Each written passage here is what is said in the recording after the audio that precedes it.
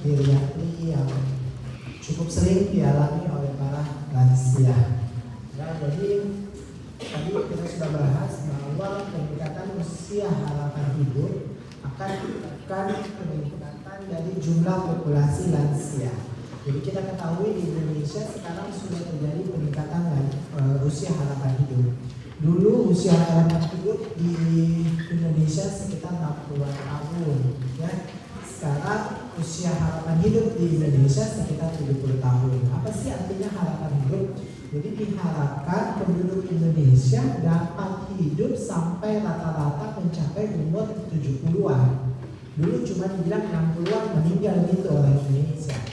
Tapi seiring dengan perkembangan ekonomi, perbaikan fasilitas kesehatan, maka usia harapan hidup di Indonesia itu semakin meningkat. Jadi bisa sampai 70 tahun hidup. Nah dulu, ya, kalau misalnya bertambah usia harapan hidup, konsekuensinya maka bertambah jumlah populasi lansia. Jadi kita akan menuju ke lansia itu pasti. Ya walaupun tidak semua orang berhasil sampai lansia, tapi pasti kita akan menuju ke tahap lansia. Jadi kalau semakin bertambah usia harapan hidup, semakin banyaklah orang lansia tersebut. Nanti akibatnya apa bertambah usia lansia? Maka tambah masalah pasif. Ya, jadi akan menyebabkan penurunan tingkat produktivitas dan fungsi sistem organ serta perubahan psikologis sosial. Ya. Jadi dikatakan ini nanti penduduk lansia di Indonesia pada tahun 2035 akan semakin lama semakin naik. Ya. Dikatakan bahwa nanti malah menyaingi kalian usia-usia muda, lansia dan usia muda itu akan sama. Oke, jadi life expectancy kita masih kuning ya di sini ya, di Indonesia kita diharapkan sekitar 71,62 harapan hidupnya kita. Jadi ya kita mungkin masih bisa sampai umur 70-an tahun. Seperti itu kurang lebih. Jadi transisi epidemiologi jumlah usia lanjut meningkat, maka penyakit pada usia lanjut juga akan meningkat seperti diabetes, hipertensi, jantung, kanker ya. Kalau kita bertambah tua ya pasti akan sebentar lagi mendatangi kita. Sehingga dibutuhkanlah teknologi kedokteran yang lebih tinggi, biaya juga kadang terlalu banyak untuk menghabiskannya di usia lanjut, dan masih terbebani masalah gizi kurang dan infeksi. Inilah yang masalah kita di Indonesia, infeksi. Nah, gerontologi ya adalah ilmu yang mempelajari hal mengenai proses menua. Ya, jadi ada istilah geriatri, ada istilah gerontologi. Geriatri itu tadi pasiennya usia lanjut dengan karakteristik yang saya sudah jelaskan. Kalau gerontologi ilmu yang mempelajari pasien geriatri tersebut. Ya, jadi geriatri itu adalah ilmu kesehatan asuhan sosial usia lanjut. Ya, jadi kalau gerontologi semua ilmu yang mempelajari proses dari menua. Jadi tadi kita sudah bahas pasien usia lanjut tidak sama dengan pasien geriatri. Jadi kalau pasien geriatri belum tentu pasien usia lanjut belum tentu geriatri, tapi pasien geriatri sudah pasti usia lanjut. Ya, jadi pasien geriatri sudah pasti usia lanjut, tapi belum pasti lansia, belum pasti geriatri. Ya, jadi kita harapkan pasien usia lanjut kita itu nanti di usia lanjut itu sehat. Ya, harapan kita itu sehat, walaupun kita lansia, tapi kita masih bisa kerja kita sehari-hari. Seperti Titi Puspa ya, ini sudah masuk geriatri sekarang. Ada ya Oma Titi Puspa itu tua sekali sebenarnya, tapi dia masih terlihat muda, masih terlihat sehat. Kalau yang sekarang mungkin karena sudah 80 kali ya umurnya ya, jadi sudah kelihatan tua sekali. Tapi waktu 70 tahun masih jalan-jalan ya. Beda. Contoh Pak Yusuf Kalla itu kan lansia banget itu 70 puluhan tahun. Tapi lebih terlihat geriatrik Pak Ma'ruf Amin daripada Pak Yusuf Kalla. Masih kuat jalan, masih kuat bicara, tapi seperti itulah ya. Jadi kita harapkan kita nanti lansianya ya seperti Pak Yusuf Kalla, umurnya sudah tua, tapi masih kuat bekerja, masih kuat kemana-mana, masih kuat jadi bicara di mana-mana. Itulah kita sebagai manusia kalau ketika kita lansia. Jadi tua tetap sehat, rajin melintir, dan mudah-mudahan masuk surga. Tujuan hidup tahu, tua kaya, sehat, mudah masuk surga. Amin. Ya, oke. Jadi geriatri tadi ya karakteristik ya. Jadi kapan disebut pasien geriatri? Usia, ada multipatologi, tampilan klinis yang tidak khas, ada polifarmasi, fungsi organ yang menurun, ada gangguan fungsi status fungsional, gangguan nutrisi, dan gangguan status kognitif. Jadi belum tentu semua juga kalian harus bilang nggak bisa geriatri ini aku nggak dapat ini gangguan fungsionalnya, saya tidak dapat gangguan nutrisi. Tapi kalau ada semua memang sudah ada banyak ya udah bisa dibandingkan ke geriatri. Jadi pasien geriatri jika terserang kondisi akut akan terjadi namanya geriatric giants. Ini ada beberapa geriatric giants. Ini adalah sindrom geriatri yang lebih perlu dievaluasi lebih khusus, namanya geriatric giants. Yang paling utama adalah sindrom delirium akut. Yang kedua instabilitas jatuh ya, yang tadi dan patah tulang. Yang ketiga inkontinensia, yang keempat imobilisasi, dan yang kelima gejala dekondisi. Jadi kalau ada geriatric giants pada pasien geriatri, biasanya ini perlu evaluasi, harus segera ditangani. Nah, jadi sindrom geriatri adalah kumpulan gejala atau tanda klinis dari satu atau lebih penyakit yang sering dijumpai pada pasien geriatri. Perlu penata laksanaan segera, harus diidentifikasi penyebab, dan bagaimana cara identifikasinya? Tadi menggunakan comprehensive geriatric assessment. Jadi ini adalah sindrom geriatri. Saya tetap ulang kembali ya supaya mantep itu sindrom geriatri. Ya, jadi sindrom geriatri ini sebenarnya 14I tambah 1R ya. Instability, imobilisasi, inkontinensia, infeksi, impaksi. Kalau kita tahu impaksi itu konstipasi ya, susah, impact mengeras, essential mengeras ya.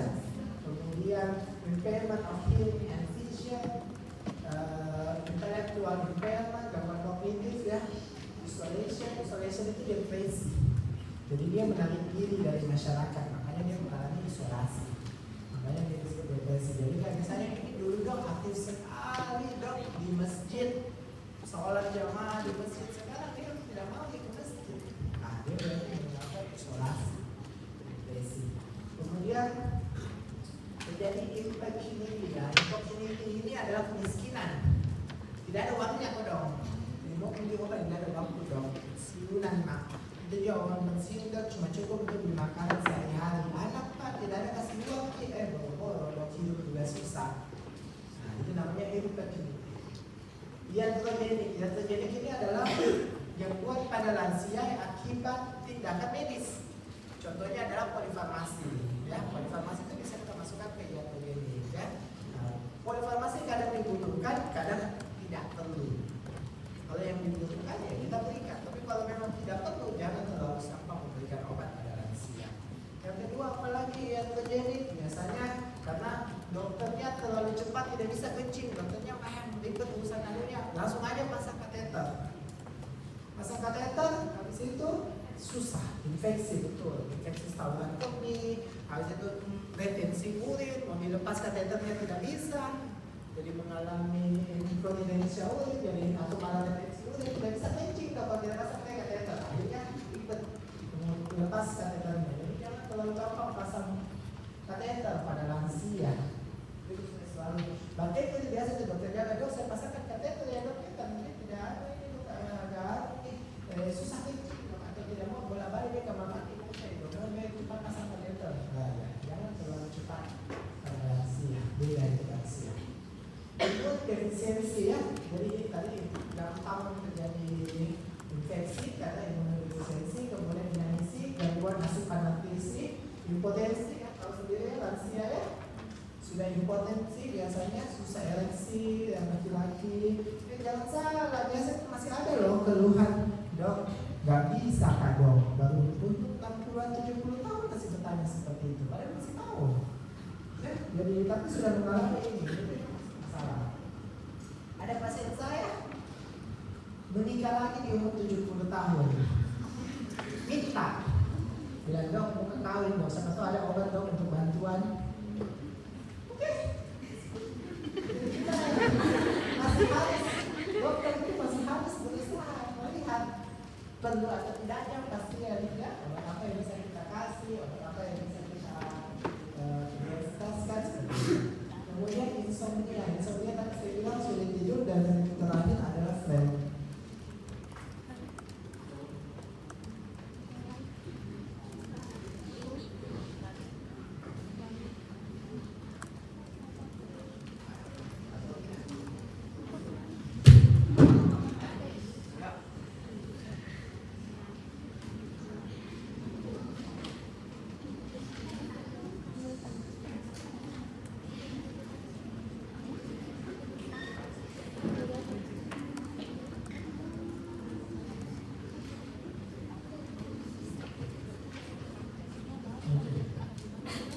Dan ya, kita sekarang masuk ke inkontinensia urin. Jadi inkontinensia urin adalah ketidakmampuan menahan atau keluarnya urin secara tidak terkendali pada saat yang tidak tepat dan tidak diinginkan. Jadi bisa kita tidak mampu menahan kencing keluar, atau kencing urinnya keluar, tapi kita tidak menginginkan dia keluar saat ini. Kalau kalian mau tahan kencing kan biasa, kalau kalian mau kencing kan masih bisa tahan kencing, baru ke toilet, baru kencing. Nah, kalau kalian mengalami inkontinensia urin, ketika ada rasa kencing harus keluar saat itu juga. Atau kalian tidak lagi kok keluar, jadi itu namanya inkontinensia urin. Ya, penelitian pada lansia didapatkan faktor resiko inkontinensia urin yang dapat dimodifikasi itu adalah contohnya ISK. ISK, infeksi saluran kencing, keterbatasan aktivitas, dan gangguan lingkungan. Jadi contoh biasanya, dok saya ini kok susah tahan kencing sih dok. Sejak kapan pak? Baru 3 hari terakhir atau 5 hari terakhir. Ini kan kondisi baru. Ya, kondisi baru ini boleh kita coba. Jangan sampai cuma infeksi di saluran kencing. Kita kasih antibiotik untuk infeksi saluran kencing. Dia pakai antibiotik, harapannya infeksi saluran kencing yang membaik, gangguan inkontinensia urinnya membaik. Tidak membaik, cari gangguan anatomis, penyakit lain yang tidak ada gangguannya, berarti kita bilang inkontinensia urin. Yang fungsional. Ini beda ya, fungsional, beda ya. Jadi ISK itu kan bukan fungsional. Nah, ini tadi saya sudah bahas ya faktor virus dan apa yang terjadi pada lansia, kenapa terjadi inkontinensia urin. Salah satu ya. Nah, jadi kita lihat di sini ada berbagai penyebab inkontinensia urin ya. Yang akut tadi bleeds ya, delirium, infection ya, gangguan depresi, penyakit endokrin, diabetes, imobilisasi, atau karena infeksi feses. Ini penyebab inkontinensia urin yang akut. Kalau ini kita obati, harapannya ini akan membaik.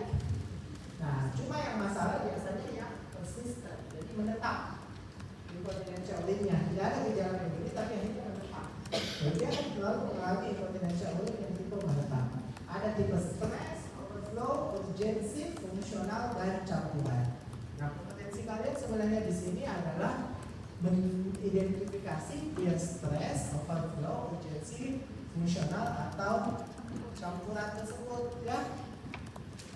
Nah, ini etiologi yang akut tadi kan, diapers atau drips. Diapers itu berarti delirium, infection, atrophic, pharmaceutical, psychological depression, endocrine disorder, dan stool infection. Diapers. Jadi popok. Ingat popok. Orang kencing ingat popok. Yang suka kompor, bayi pakai apa? Popok. Diapers. Jadi singkatannya ini. Ya. Nah, ini yang tadi saya bilang, ini yang penting kalian harus tahu apa sih tipe stres, apa sih tipe urgensi ya. Jadi kalau tipe stres itu adalah keluarnya urin secara involuntar jika terdapat peningkatan tekanan intraabdomen, biasanya batuk atau tertawa. Jadi contoh biasanya itu kayak buku yang aktif. Kalau dia ketawa katanya kencing kan, dia selalu pegang begini kan. Nah, itu dia tipe inkontinensia urin tipe stres, atau seperti yang lansia memang ketika sedang. Nah, dia itu kalau ketawa kan selalu bilang saya harus ganti celana. Karena dia tipe stres lansia tipe stres. Jadi kalau kamu batuk keluar kencing. Dok udah cerita kayak ini batuk-batuk ya apa? Setiap batuk dok kencing kan. Kalau saya kencing batuk apa? Kalau saya sholat batuk kencing batal sholat. Ini namanya tipe stres. Yang kedua adalah tipe urgensi. Tipe urgensi ini biasanya keluarnya urin akibat ketidakmampuan menunda berkemih jika timbul sensasi keinginan untuk berkemih. Apa sih yang bikin seperti ini? Biasanya karena hiperaktivitas dari dendrosol di kandung urin sendiri, atau adanya tumor, batu di vertikel atau obstruksi pada saluran kemih. Yang paling sering juga bisa karena gangguan susunan saraf pusat, jadi stroke, demensia. Jadi kalau pasien yang habis stroke, kalau ada mau kencing tiba-tiba ya nggak bisa tahan, pasti harus keluar. Karena dia memiliki kelemahan dalam sarafnya atau gangguan pada ototnya langsung. Nah, itu namanya tipe urgensi. Jadi kalau memang ada rangsangan, urgensi kan ada rangsangan untuk dikeluarkan. Jadi kalau ada rangsangan untuk dikeluarkan, ya dia harus keluarkan. Itu namanya tipe urgensi. Yang berikutnya adalah tipe overflow. Nah, overflow ini karena adanya urin yang jadi adanya obstruksi mekanik ya. Dia ada obstruksi mekanik yang membuat urin susah keluar.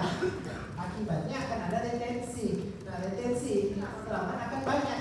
Kalau dia sudah banyak, maka sphincter dia akan berempes keluar. Maka itu namanya overflow. Contohnya overflow ini biasanya karena obstruksi prostat.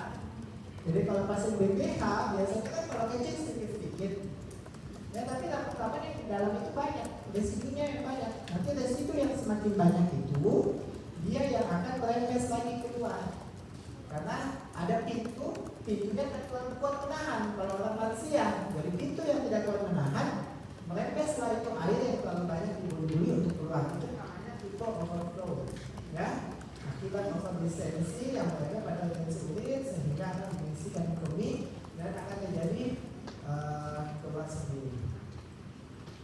Atau biasanya bisa karena efek samping obat ya, juga kemudian bisa karena permasalahan neurogenik ya, bisa karena yang paling sering obstruksi. Kemudian tipe fungsional. Nah, ini fungsional ini biasanya akibat gangguan kognitif atau fungsi fisik. Contoh, dia mau ke toilet dari sini ke toiletnya di sana, itu lansia. Ketika ada rangsangan kencing, dia masih bisa tahan. Dia tahan, tapi karena tulangnya sakit, lambat jalan, baru sampai sini sudah 5 menit nih baru sampai sini, akhirnya kencing, ngompol di situ. Makanya itu namanya tipe fungsional. Ya, itu ya. Jadi dengan dia akan ada gangguan lutut, maka disebut tipe fungsional. Atau karena demensia misalnya. Jadi katanya demensia dia sebenarnya masih bisa tahan kencingnya, tapi dia bingung, dia lupa. Kalau orang mau kencing itu di dalam kamar mandi, bukan kencingnya di sini. Ya, orang demensia itu memang agak unik ya, harus memang evaluasi khusus karena dia seperti istilahnya hilang akal. Jadi memang hidupnya sudah bergantung orang lain. Yang terakhir adalah tipe campuran. Campuran itu berarti campuran dari jenis-jenis tadi. Bisa urgensi dengan overflow, bisa stres dengan overflow, bisa stres dengan fungsional ya. Yang penting dilakukan anamnesis. Kira-kira kalau keluar kencingnya pada saat kapan? Kenapa bisa keluar?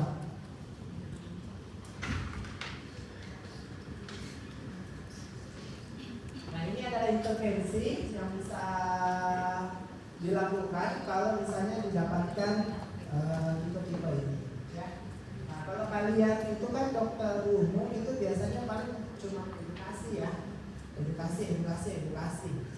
Karena kalau obat-obatan pasti merujuk ke saya ya.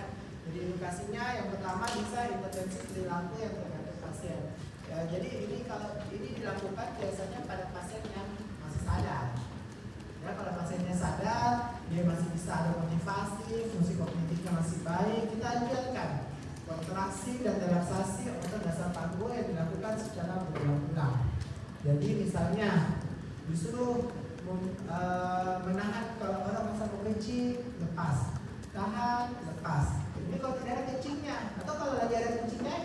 kencingin sedikit, kemudian disuruh tahan, keluarkan. Jadi pada saat ada yang keluar disuruh tahan sedikit, ditahan berapa detik, disuruh keluar lagi lepas.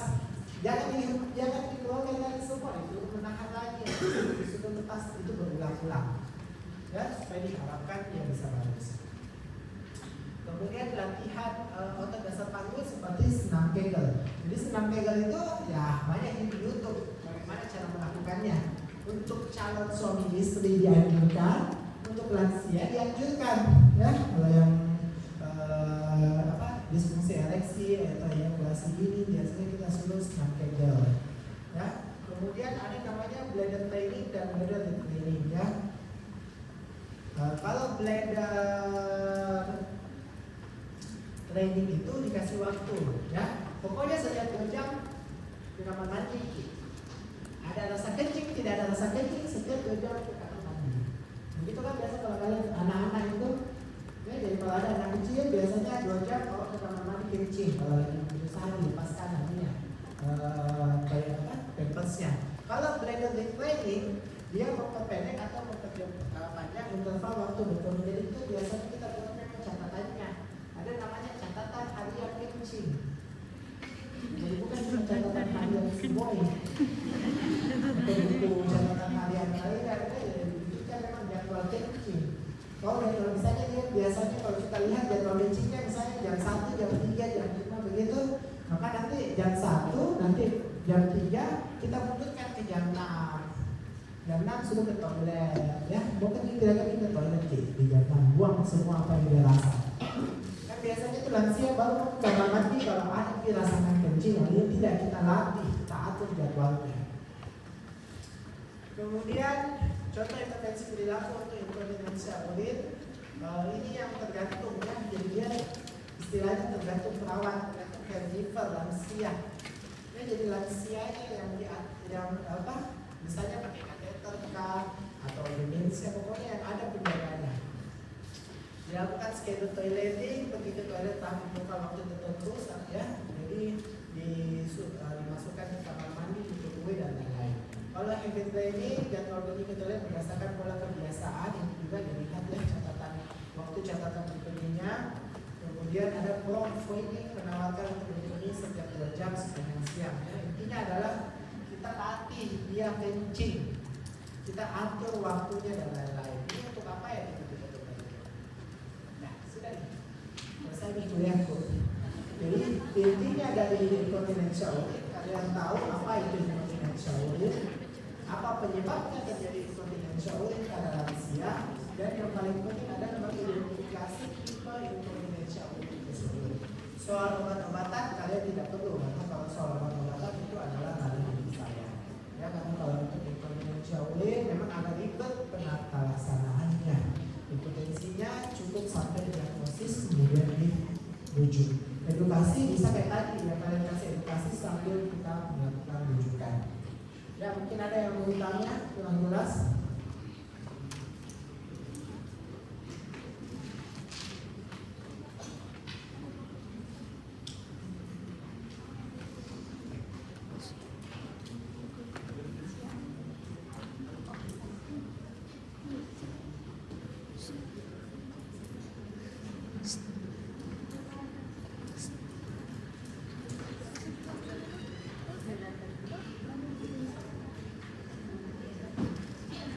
Oke, kalau tidak ada pertanyaan, saya akhiri.